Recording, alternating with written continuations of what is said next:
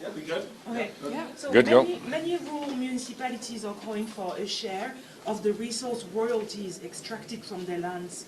Is your government open to revisiting the revenue distribution model to better support these communities? No.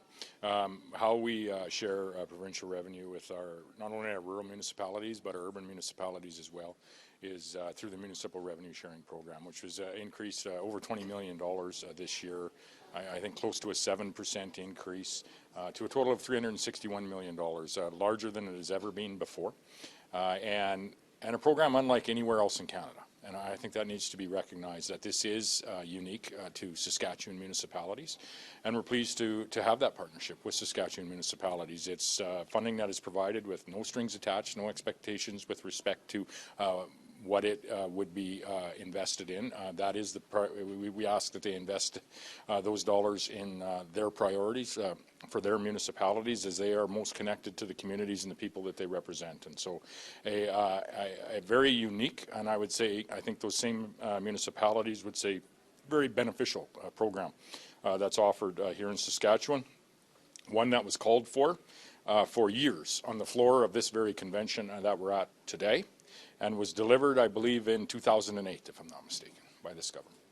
Are you going to alter your tariff response, like alcohol sales restriction, capital project pause, in light of today's steel tariff? So I see that the federal government has increased their tariff response with respect to their countermeasures, the counter tariffs that are going in. And we always need to remember that as those counter tariffs come in, those are tariffs on Canadians, Canadian industries and Canadian families. And so the province isn't going to hypothetically surmise what we may or may not do, as things are changing literally by the hour, and we've seen that over the course of the last number of weeks.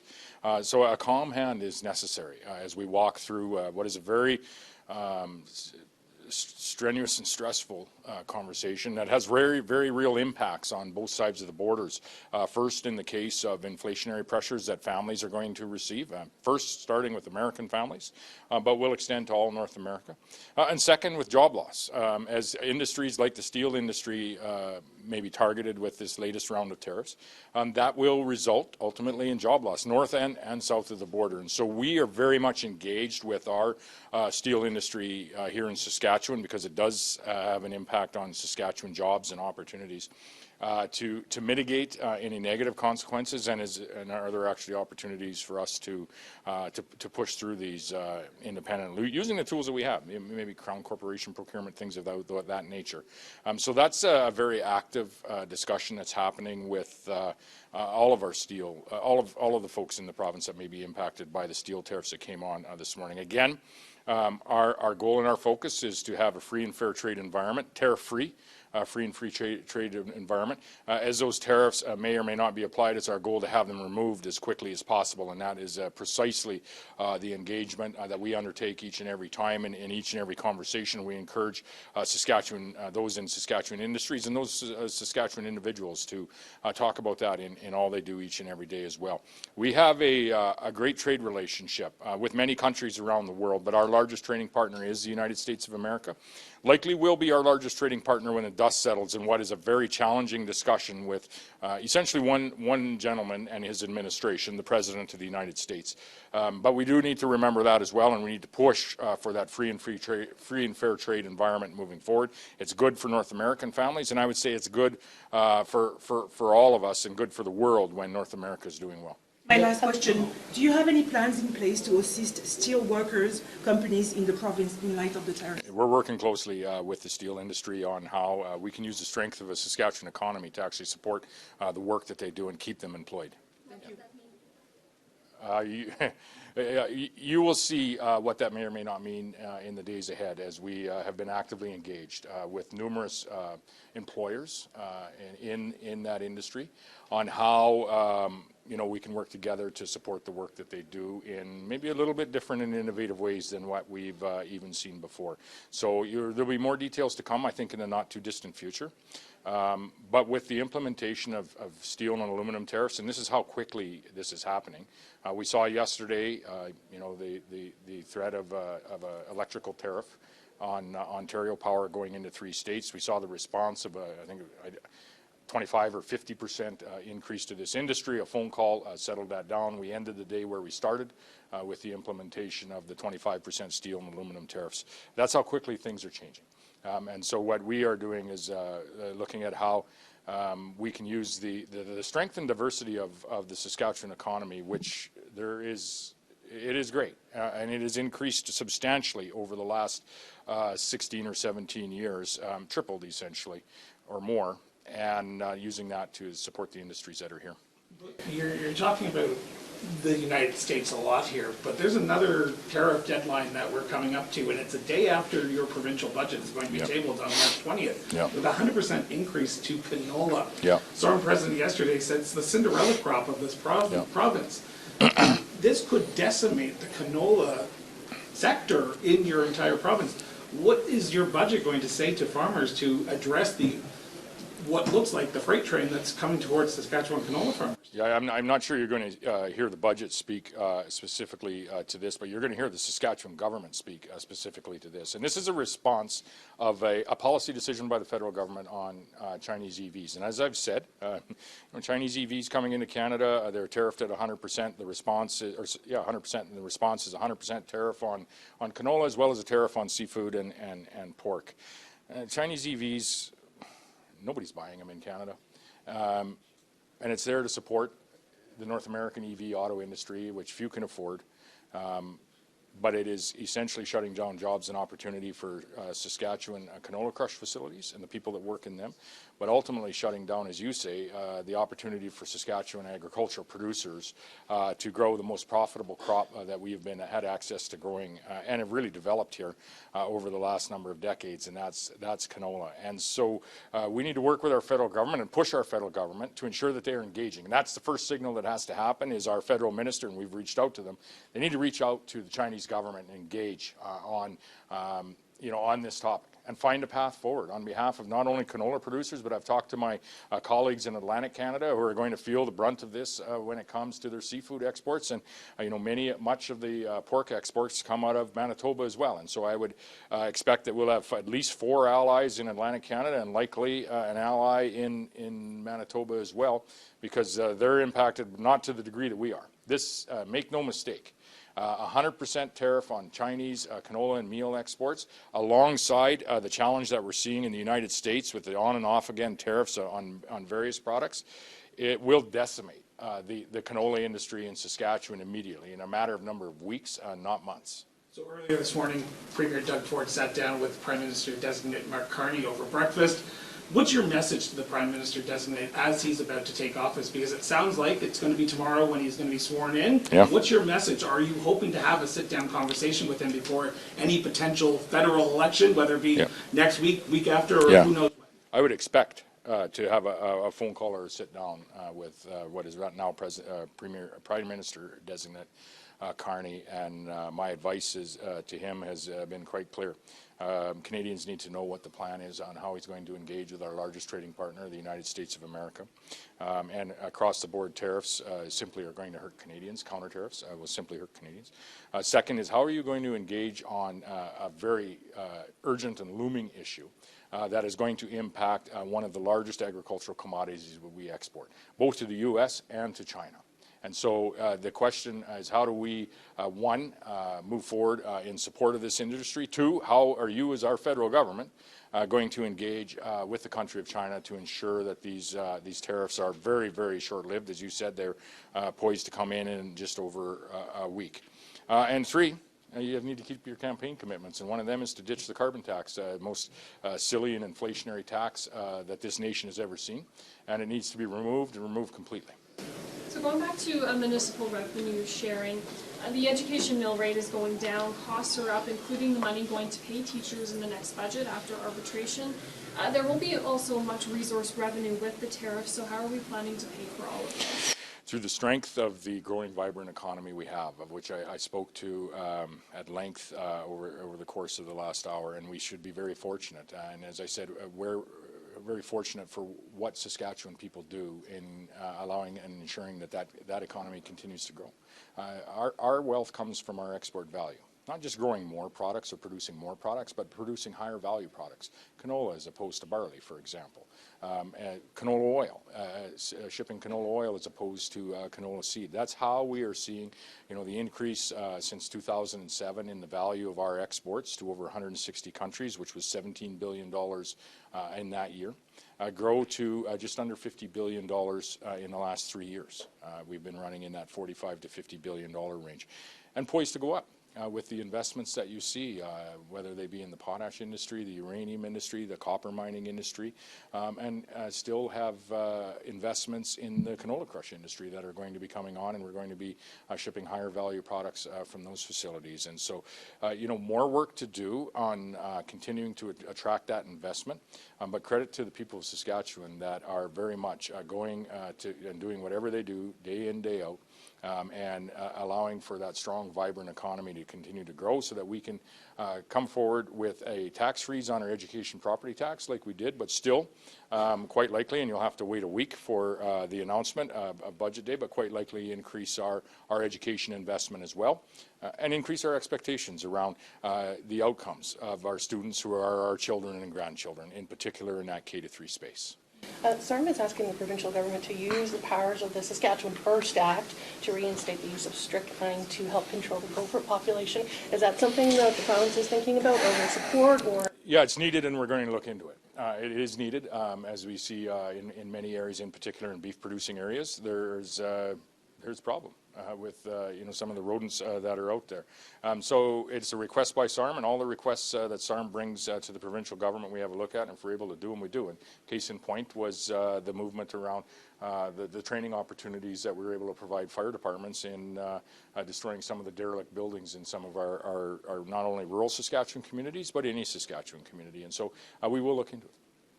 There's people and organizations concerned regarding that topic about the other animals that might be eating the poison, like birds, stuff like that. Can you touch on that? Yeah, and there's farmers that are concerned with what gophers and pocket gophers and things are doing to their ranch land, and so there's concern all around. And we certainly, as the request has come from SARM through the ag producers that they represent, and I say that equally our government, the government of Saskatchewan represents, we will look into it, taking all things into account. If there's other control methods that are available and effective, maybe those can be suggested. But those concerns are as valid as any, but we'll look into it. $10 a day childcare. Are there talks yet with the Fed about signing that contract? Yeah, and I would expect we will. Credit to the federal government. Each provincial program is somewhat different, and that is the outcome of signing bilaterals. As each program is different with a little bit different focuses, and it allowed provinces to bring within the parameters of the program some of their focuses forward. Ours is to expand the number of spaces that are available across the province. And so, we're in those negotiations. We weren't able to complete those negotiations in the 2-week timeline that the federal government had gave the provinces, but we expect to sign on. And we sign on as soon as we're able to have all of the initiatives and questions that we have addressed by the federal government. Just to go back to the budget, how realistic are these increased investments that you're speaking of, just given all the challenges you've spoken about this morning? And I think it was just a few weeks ago you mentioned how the budget likely won't have any sort of tariff contingencies. I just wonder how realistic these increased investments are, or if they're just... Yeah. Well, so if you see the tariff contingencies that I've seen in other budgets at this point in time are deficit spending, and so whether you have them in the original budget or whether they're required throughout the year, the result is the same. What I would say is, and I'm not going to jump in front of our Minister of Finance on what some of the numbers may or may not look like next week, but this is a budget very much that is going to deliver in the priorities that we had outlined, not only in the campaign but in our speech from the throne.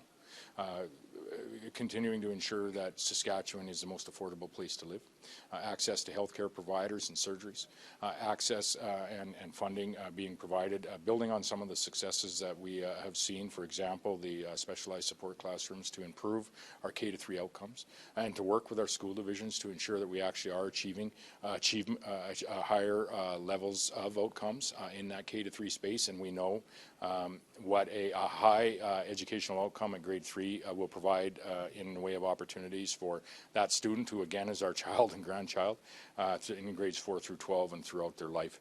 And last but not least is addressing the scourge of drugs that have entered our continent, our nation, our province, and our communities. And we are very much focused on providing those recovery opportunities, but increasing the law enforcement and the laws that we have the ability to increase provincially the consequences for those that are bringing that poison into our communities, and we'll work with the federal government on that as well. That is really what you're going to see a focus on in this budget, and I don't think that would be a surprise, because that was the priorities. Those were exactly the priorities that we had put forward in our speech from the throne. With respect to the numbers, I'll defer to our Minister of Finance, and I'll allow him for 1 week until he introduces the budget. A couple of weeks ago, you were hoping that the tariffs wouldn't be put in place. Still am. Or now removed, I guess. But I asked you about whether there was any contingency plan for people, for relief for people in Saskatchewan in the upcoming budget. Has that been reconsidered at this point or not? Well, there's a number of ways that relief or addressing challenges can be addressed. We talked a little bit about the steel and aluminum tariffs that are coming on, or came on here at midnight. We have an economy that is very much a consumer of various types of steel and even aluminum to a degree.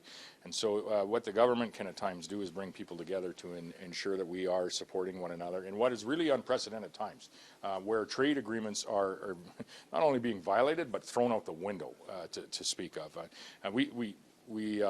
So we're engaging with respect to that, and I use that as an example, and we'll have more to say on that in the next number of days. But make no mistake, this is going to be a challenging time. When we've had trade challenges before, I think back to some phytosanitary challenges with China, some of the trade non-tariff barriers that we had worked through in India. Back to China 5 years ago, 6 years ago with the United States on steel, aluminum, and potentially uranium. I don't know that we've ever faced across-the-board tariff challenges with our largest trading partner, the United States of America, and a 100% tariff on canola oil and canola meal that would be finding its way to our second largest market, which is China. And so this is unprecedented times, and there's going to be unprecedented consequences with this. And we need to work, and I think expect our federal government to be working on behalf of these industries that are contributing so much to not only our local communities in the way of that export wealth, but our provincial and national community as well. And so we've been engaging with our federal government, and despite the terrible situation that our federal government has put us in, where we are facing these trade challenges at a time when their leaders stepped aside, they have a new leader, and we're going to be quite likely into an election sooner rather than later, which needs to happen, so that we have someone with a mandate that can negotiate on Canadians' behalf. In the meantime, there's going to be many, many challenges that lie at the feet of the minority Liberal government and the NDP. So, quick last question, if Bill can jump in, because I have a question for both of you, if you can both answer at the same time, if you don't mind. Do you have a good partnership with SARM, with SUMA? Does your government work well with municipalities? And for Bill, President Huber, do you feel like you're being heard by this government? I'll let Bill go. Thank you, Premier. Yes, I think they're listening and they hear us, and we've got an excellent working relationship with the provincial government and Premier Moe and his cabinet.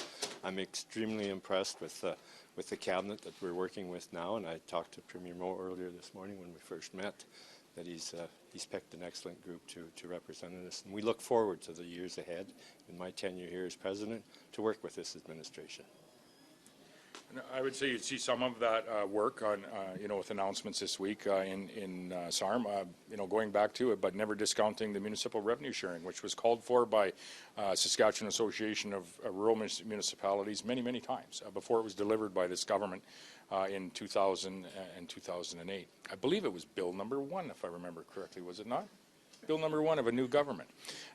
Today you see that work continue in the way of addressing a concern raised by municipalities to their provincial organization, and Bill and his team had raised it with the relevant ministers around derelict buildings in our communities. You saw, I think, in the Bear Pit on some of the work that we're going to engage on over the course of the next year, whether that be with some of the challenges around amalgamation of small villages into RMs, and how can we work together with all levels of municipalities and SARM to support and streamline. Right? Sorry. No. I want to make sure that's on No, the no, no, record no, here. no, no, and, but that's you know, that's work that has yet to be done as the challenges change over time.